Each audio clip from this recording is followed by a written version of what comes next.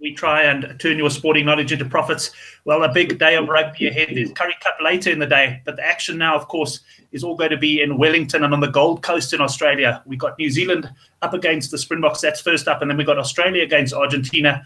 We're here to look at the game from a betting perspective. Obviously, things like team news and that are relevant, but ultimately, we want to make some profits on this game. And I've lined up 3 punters from our handicap show, which takes place on Thursday night, and they're ready to talk us through some of the bets. Of course, one of the things that would have changed from the betting angle in the last few days is that the total points lines would have come out, and we've certainly got a couple of boys on the show who do enjoy their total points lines. We will be starting off talking about the Australia-Argentina match, and then we'll move into the Bok game after that. Let's first introduce the panel, and down in George, it's Hein Dumont. Hein, welcome to you. I believe you had a nice little win last night on the Currie Cup. How's it, Brent? Yeah, luckily one of those try-scorer bets came home. Old Marnus Koeman is always a go-to there, so that was nice. But I think Hendrik made even more money on the game, so it's nice. It's nice going in without too much pressure to start the weekend. Yes, it certainly is. And Hendrik, let's bring you in there because I know what your bets were. You were over 64.5 points, I think, in the Pumas game, and I think you had over 24.5 Puma points, and you were just shy of both, basically, as the hooter sounded. And the Pumas scored from behind their own line. I'm sure you shouted pretty loud on that one. Yeah, Brent, I think I woke up the whole summer with skits last night when I scored that try. At halftime, it was looking good. I thought the points, both bets would come in easily, and then the points dried up a bit in the second half. It's amazing how many times that happens. You're sitting pretty at halftime if you're on the overs bet, and then suddenly the second half is much lower scoring, and you have to stress it out when you think it would come in within the next 20 minutes before. At 60 minutes you would be all right, and then but luckily the Pumas, they ran the length of the field and scored. So that, of course, means you've got some ammunition going into today, and I think he was not really involved last night, but Gavin also got off to a winning start. But Gavin Cohen, OracleRugby.com, a little bit of a different setting. What's that hanging in the background? Your wife's underwear? Morning, Brent. No, that's my wardrobe for today. I've got the South African shirt on at the moment. I'll be switching over to the Argentinian one a little bit later, and then the Lions one for this afternoon. So yeah, there'll be a bit of washing tonight in the washing machine. Last night I was man down. I just had a very small bet on the Pumas Plus. It arrived. In fact, I don't know what Hendrik feels about it, but I do feel it was in play for just about the entire match except the first 15 minutes. Yes, that's the only time it looked dangerous. But the rest of the game, the Pumas were well in it. They did score every now and then, so they never got into too much trouble. So yeah, it was nice. But I was man down. I had a bit of flu picked up from my kids, so I actually went to sleep pretty much just after that game. Right. Well, let's get into the Rugby Championship matches. Gavin, start with you first of all. We're gonna pick up with the Australia-Argentina match. The handicap's been pretty stable each week. Not a lot of team news to report, other than, of course, Pocock and Falau are back for Australia. I know Heinz always said make sure they run out onto the park before you get too excited, because if guys are carrying injuries, you often get the late withdrawals. Hooper was out, but the handicap's been very stable here. I mean, I've spoken to people in both camps, guys that are on plus 10.5 sort of Argentina and on minus 9.5 Australia. Yeah, Brent, that handicap hasn't moved. In fact, last year and the year before, I think it was in exactly the same place. It's almost a copy and paste. They haven't done anything with it. The only difference is last year, Australia beat this handicap comfortably both times. And this year, it's just a different team. This Ike went over there, Ledesma went over there, won those 2 games, beat the Rebels. I think it was the Brumbies. And then he went over to New Zealand, won the 2 games, and he won another couple over there. People are saying that it's his second week on tour. Is he going to be able to handle it? Of course he is. I mean, he knows what he's doing with that kind of thing. And I think he's a big runner in this. And I've gone for them to win the game. Never mind the handicap. But if you're a bit concerned, then yes, the handicap is the way to go. I've looked at 2 other. I don't often get involved in points. I looked at 2. I managed to find under 50.5 points at 15 to 10. That was at Sunbet. What I like about this is the last 2 games, this would have been beaten comfortably. In fact, I think 60 would have been beaten comfortably. But I've just got a feeling that this game's going to be a little bit tighter. Australia only managed to score 13 and 12 against New Zealand. I think they scored 23 against us. I just can't see them scoring more than 27 points. That's the line I picked. I could have gone for 25 or lower or whatever it was. But 27 at that price, I'm interested. And from a game perspective, under 50.5. Sorry, that's the under 50.5. Sorry, at 15-10. Australia under 27.5 at 18-10. Those are the two that I've selected to have a go at in this Australian game. Both of them are just, it's more from an Australian point of view. I think Argentina are good enough to hold them off for that sort of scoreline. From an Argentinian perspective, I really don't know how many points they're going to score. I'm hoping it's going to be more than 20 because that would pretty much guarantee me a win. Well, get close to guaranteeing me a win. But I honestly can't see a high-scoring match here, Brent. Right, so you're looking at a tight one. Just to welcome the boys on the live chat. Good to see some of our regulars there. And Southpaw in the UK, he's up nice and early over there for the rugby. So good to have you on, South. He says conditions, certainly in the New Zealand game, are perfect. If anyone does know conditions on the Gold Coast for the Australia game, perhaps post that for us. And let's get on to you on this one. Where you going as far as this game goes? I know you had firm views on the handicap, or are you shifting to the points lines? I think we just lost some of these connections. So Henrik, we'll go straight to you on this one. Points lines on this game or handicap focus? I'm bigger on the points here, Brent. I'm not big on the handicap. Both games, I think the line is well set on the handicap. So I'm going with Oracle. I just picked the higher amount of points. I took under 56.5 total points last night at it was about 17-20 with Sunbet. I think it has moved down a point or so. So it's sitting about 55.5. So yeah, I'm taking that, the unders, and then I'm also taking no try in the first 11.5 minutes of the Australia game. So I'm hoping for a title one. The referee is John Lacey. He's a European ref. So yeah, I normally go low when we've got the Northern Hemisphere refs. What do you get there, like 9 to 10, 5 to 6 on that? I think it was 5 to 6, yes. 5 to 6, okay. Great, so that's that under one. Well, Hein has disappeared, so for the meantime, we'll carry on. Let's move on to the.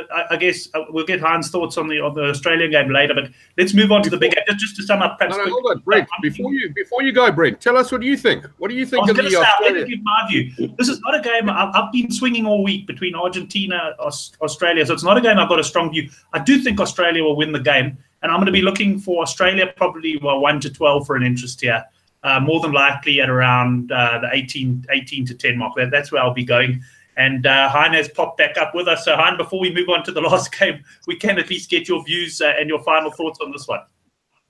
Yeah, sorry, I think my Wi-Fi went there. No, I'm still just on Argentina plus 10.5. I think that's the way to go. As Gavin said, I don't think it's going to be a case of second week on tour or anything like that. It's just a case of, are they going to be just as up passionately for this game as they were for the New Zealand clash? But after they sing the national anthem, they're usually pretty into it. So hopefully they'll keep going, and we'll see some tears. And as soon as you see the tears flow, you usually think your money's safe in their hands. So yeah, hopefully that'll work for us. And then if you want to have a little interest, Creevy away team first try score at 15-2. Not a great price, but if you want to have a little nibble there for him to be at the back of a rolling ball, then maybe that's the way to go. One of the things about Creevy being the try scorer, and I think the first try scorer is the way to go with Creevy, what you're saying, there's a value, because the thing about Creevy, occasionally I've taken him anytime try scorer, and he's the type of guy who tends to get subbed after 60 minutes, and as hookers often do. Whereas, so just something to bear in mind, but I quite like that price of 15-2 there. Well, that takes us to the end of the second game, but our first game we're covering. So let's move on to what I think, boys, is definitely the big one, and that's the Springboks taking the field against New Zealand, and that's in Wellington. Like Southpaw on our comments column, I've had a look at some of the Twitter pics. The ground looks in absolutely immaculate condition. There's blue sky. I will say, and the weather forecast says it's going to be clear. Although one thing I've learned in New Zealand, rain's never more than about an hour away. It could come at any time in that place. But certainly we've got quite a lot of action going to be happening on the points lines and the handicaps. And Hendrik, let's go straight to you on this one. Where's your big interest in this game? Points? Brent, I've stayed clear of the points, of the total points line. I think it's good. It's well set at 54.5, yes. But Nigel Owens is the ref, and his games is normally they are higher scoring.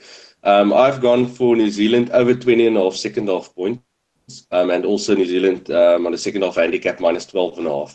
And then another bet I like on this one, the second half to be the highest scoring half. Most bookies have at 13-20, but I managed to grab some 8-10 with Sporting Bet last night. And yeah, New Zealand, they normally cut loose in the second half. I like their bench. Their bench looks very strong, stronger than I'm hoping it's tight in the first half, and then we get some New Zealand off.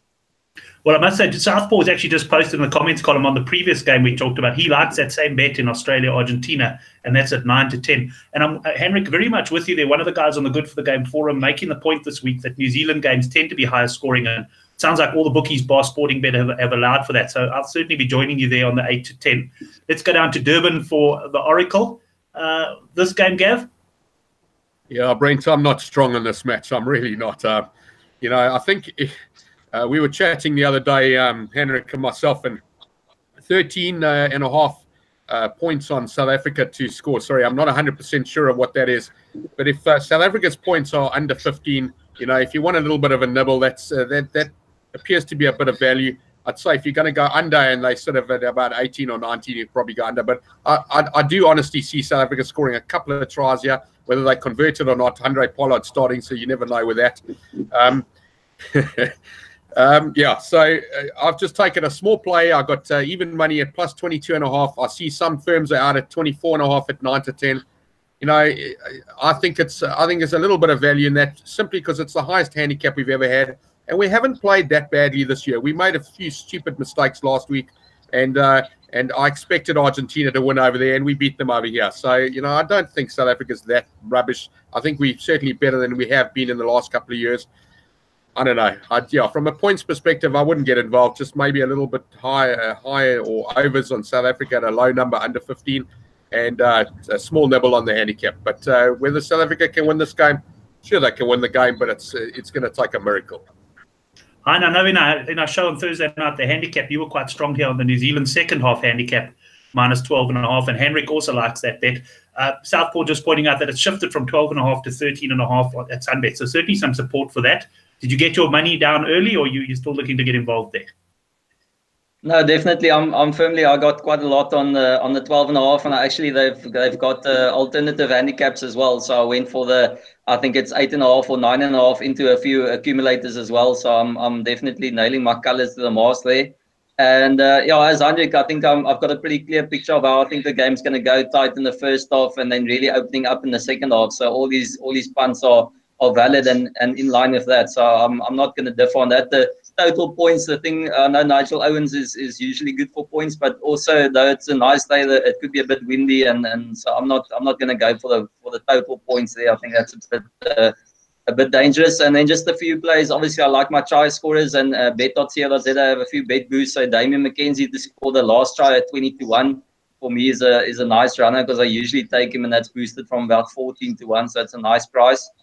And then first try scorer Rico Ioane is back, chomping at the bit, and the Boks have actually shown a bit of frailties on the wings, coming in, jumping off the line, and especially with Kriel new to the system there. Rico Ioane to score the first try in New Zealand to win is 10-1, so I'll have a nibble on that. And then the last one is with G-Bets, no try in the first 10.5 minutes. I think it might start off a bit cagey, and obviously the Boks will be up, so hopefully they'll keep things tight for the first 10.5 minutes with no try either way.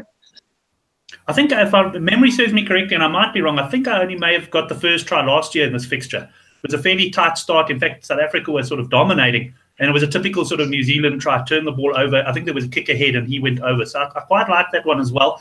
Just to have a look at the comments column, a few guys posting bets here. Ruan Fari saying over 6.5 points for the Springboks in the second half is freely available. So effectively what you need there is a Bok try. And I guess the one nice thing, Henrik, you'll know about this type of bet is if you're backing the Springboks over 6.5 second half points and they fall well behind in the game, that could actually work out in your favour, because the game will potentially loosen, and maybe New Zealand will drop their guard and we score a converted try. If it's tight, that's also fine, because you're going to hopefully get the odd penalty going over. Yes, exactly, Brent. You actually hope that New Zealand race ahead and you get a consolation try for South Africa. They also, if it's tight, South Africa will be kicking it post, and you just have to hope Andre Pollard, and he has been kicking the past couple of games. Yeah, that bet's definitely a runner. But I'm scared of New Zealand's defence. So Australia only managed to score 12, 13 points. People just attack, but it's the defence that make them so dangerous, because when they get the turnover ball, they attack on that. But they focus on the defence. They certainly do. Gavin come in there. Yeah, so that's 6.5 for the second half South African points. I think that's a great one. And I got to tell you, you don't have to worry about Pollard because he won't be playing in the second half. It'll be Giant Chiefs. They'll be getting it over. It's just a case of whether they'll score the try or not. But the 7 points is not the issue. It's the try. I recommend that people, if Pollard does miss a few kicks today, then Gavin's show on a Tuesday night that he hosts, where he talks with guys about the rugby situations, is going to be very interesting viewing indeed. Just have a look. Southpaw reckons Mark's first try for South Africa at about 8-1. That seems like a nice price. I saw that. I think it was him that posted on the forum as well. There's certainly every chance of a rolling more. Well, guys, time for kickoffs running close, so we'll end this one off. And let's finish off, actually, maybe give me your best bet on the Curry Cup card later today, just to end off. Let's start with you, Han. Best bet on the Curry Cup, I think it was still at Griquas. Any which way you could have gotten Griquas on the minus. I think you were tipping the 12.5. I don't know if that was still available. I got on to 10.5. I think if you can take 13.5, I think you're still good there. And Henrik? Yeah, I'm also on the Griquas minus. I got the 10.5, but yeah, I would recommend taking any last minus you can get on Griquas, and then you can also take overs on Griquas points. I'm sure there will be lots of points in that game. Marius van der Westhuizen isn't ref. He's a good overs ref. Yeah, so yeah, last year the results, I think they won the Cheetahs 57-30 or something like that. Last year was a lot of points in that game in Kimberley. Also when the Cheetahs involved in the Pro 14 already. Yeah, that's it. And of course, we've got Pro 14 action, but we won't touch on that now. Let's leave the last word to Oracle Rugby. Yeah, Lions will win this game today. So whatever price you can get the Lions, if you have to take -1 or 2, I've gone -5.5. I'm happy. You can even take the -12 or 13 or more or 15 or more, whatever they got. And if you, tomorrow, the only thing Pro 14 is Kings Plus. They're playing tomorrow. So if you're looking to get out of it or you want to boost what you've already won on the weekend, get on the Kings tomorrow as well. Right. Thanks, guys. Thanks very much. Just to explain my new surroundings here, I woke up this morning and absolutely no power at home. So I had to quickly scramble around to find a venue. So I'm at my sister-in-law's place filming this now. I will be going home to watch the rugby. And bad news for me, if the rugby's not on home, I'm going to have to go and watch at the gym. So I'm really hoping the power comes up. Otherwise, I'm watching on the treadmill. But the reason I'm just mentioning that is I might do a Volta preview for today's Big Mountain stage. But it really is going to depend on things like the power situation. But thanks, everyone, for joining us. It was good to have the boys commenting live with their bets as well. Look forward to the rugby. Enjoy it. And, let's hope there's some good in-running options as well.